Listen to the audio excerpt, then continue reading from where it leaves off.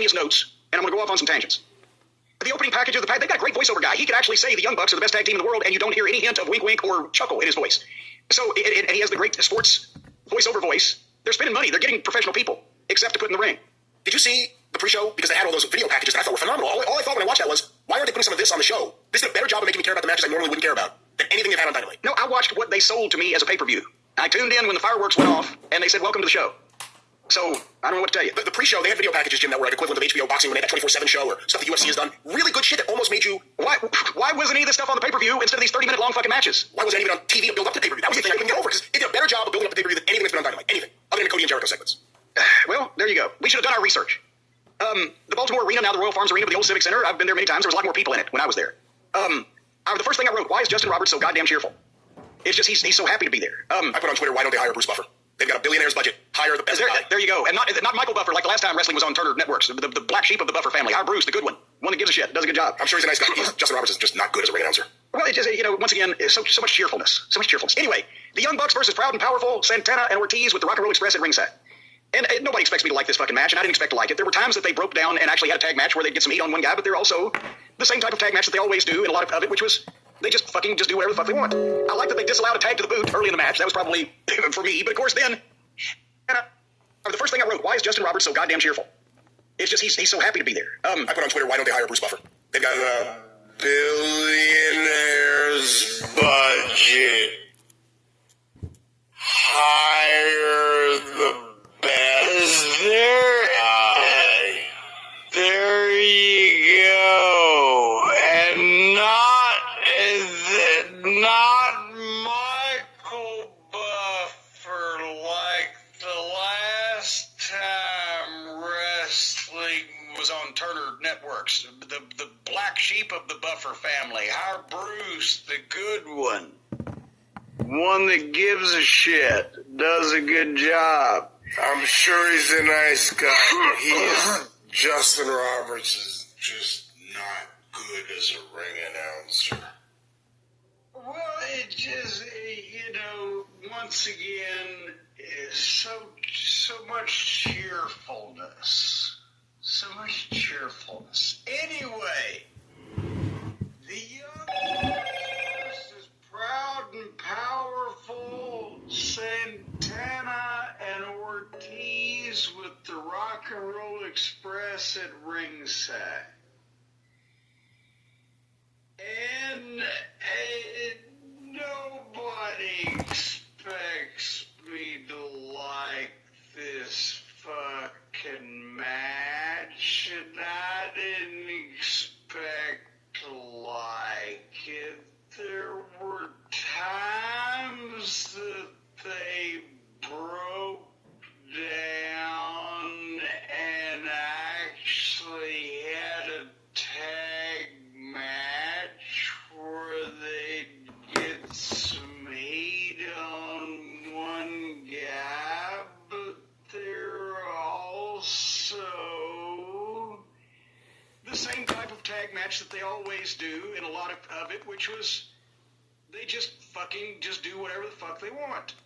I like that they disallowed a tag to the boot early in the match. That was probably for me, but of course then the fans booed the referee not allowing an illegal tag. And for the heels. Because it was the heels that did the illegal tag. And the referee said, no, you got, and the people, the fans booed the referee enforcing the rules to the heel team.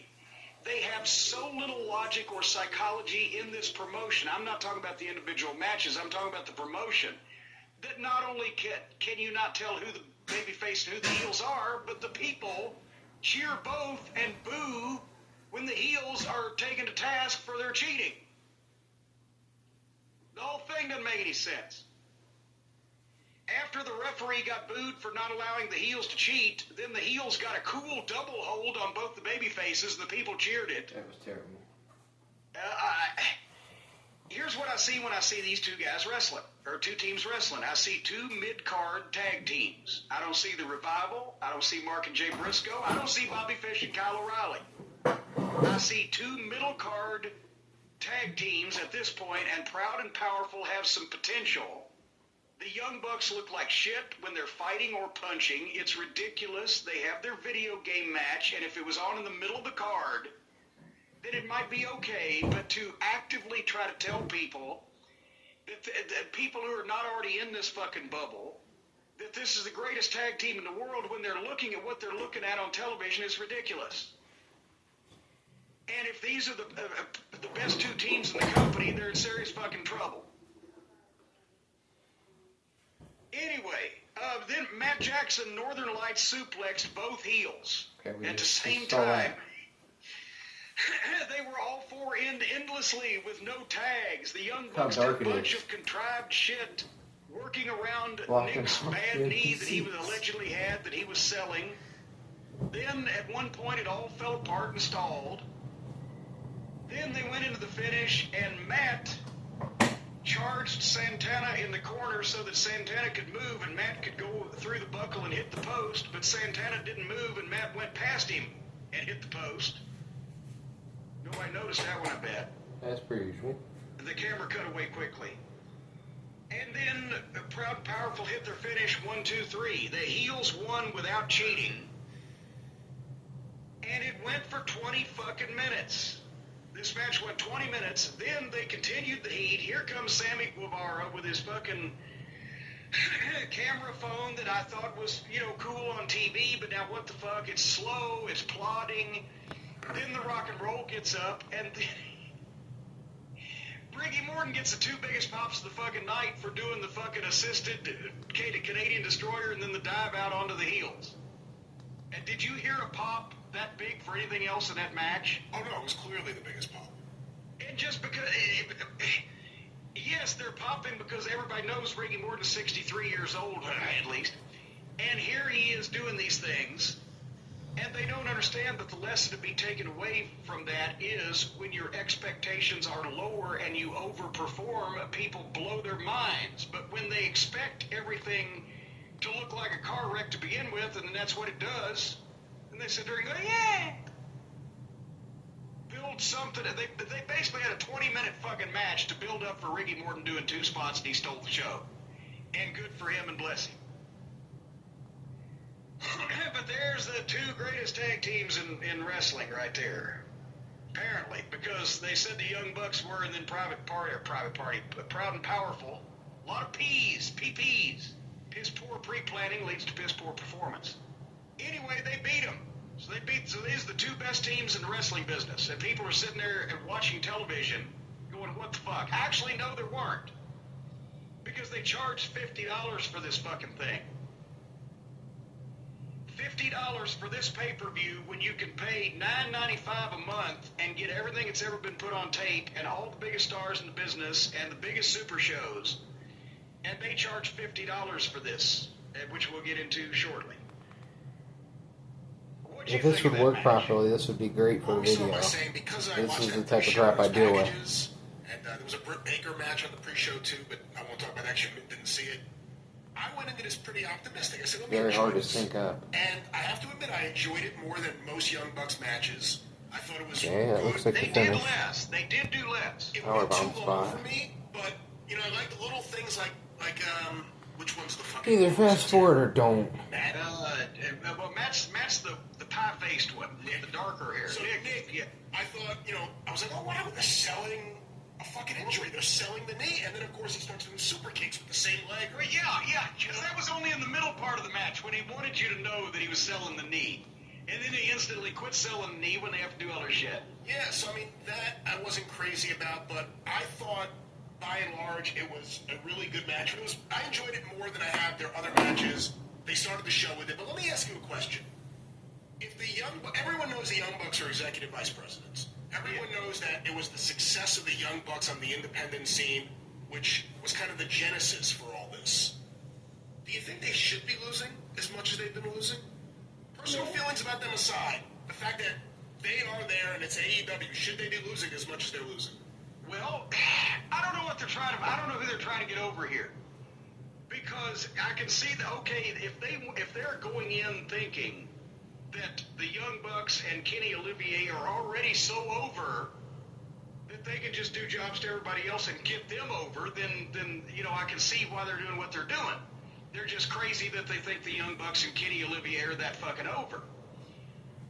But otherwise, I don't understand it because they're trying to not win to prove that they're not going to push themselves. But then, since they're supposed to be the big stars of the thing, the big stars are losing. I don't fucking get it. I don't get it. I don't know what they're trying to do. I don't know who the heels are. I don't know who the babyfaces are. I don't know who the stars are supposed to be.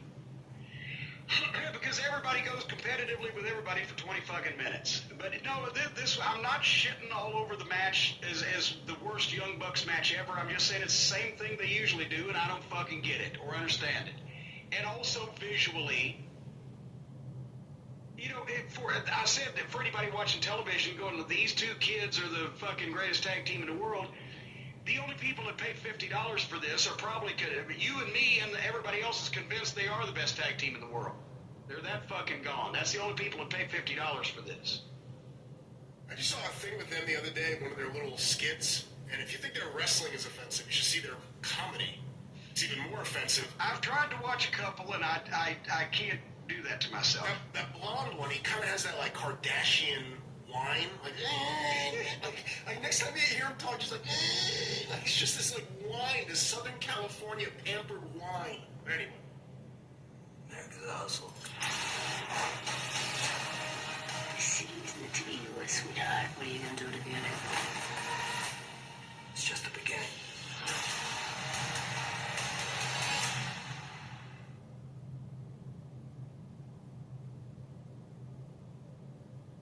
At Sierra, Jessica and her mom discovered a plethora of yoga gear at stellar prices, which led to another discovery.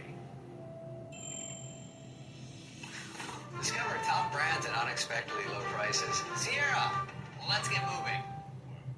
Anyway, the next match, I was looking forward to Pac versus Page. I like both these guys. I think they're great athletes. Within seconds of the match starting, they were on the floor and using the barricades. In the first match, at least two guys got tossed over the barricade into the fucking crowd. Now they're constant railing shots, boom, boom, boom, knocking them into the people. And both guys did decent shit, and they look good. But now the fans are kind of sitting there because these people came to see video game, quote-unquote, wrestling.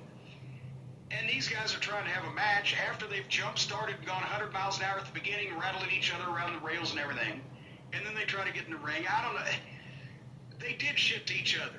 And then Page hit his finish. And again, he did the moonsault off the top. Again, in every single match, moonsault off the top to the floor, lands on his feet. People cheer it. Every match I've seen him in, he has done that. Every match I've seen him in, he's hit multiple of the buckshot lariats. Whether it's the finish or not, I'm starting to... Why is nobody producing young Adam Page? If he don't know how to get over, why can't they book him to get over? Why can't they produce him to get over? And why is somebody else not telling him all these things? These are questions I have with no answers. You've been on the fence about the cowboy. I have. The hangman doing cowboy shit.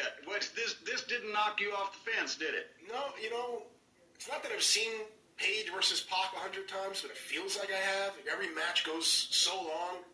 On the positive side, focus on a positive, I think Pac is a fantastic professional wrestler. His facials, yes, movement, he can wrestle and do high spots. I really like him.